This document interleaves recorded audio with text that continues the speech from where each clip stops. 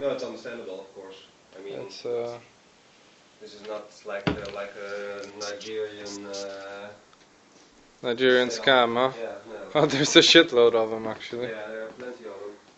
I've had this like for, I think, probably for a year now. For rent. Uh-huh.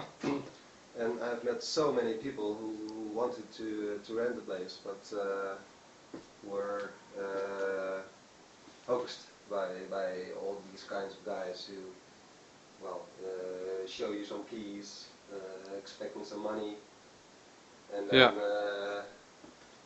and then nothing, huh? nothing at all. Then your money disappears and bye-bye. Yeah.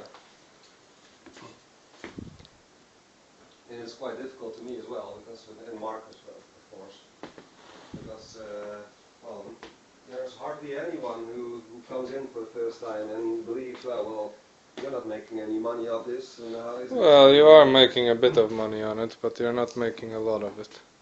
No, I'm not making. Well, Mark is. Yeah, well. But I mean, it's understandable. It's his house. He can do whatever he wants. He's taking the risk. I assume the fine. I'm a good bullshitter, so I can always say I'm sitting here. But if he gets the fine, it's yeah, that's a bit difficult. It's a bit of a hefty thing. So.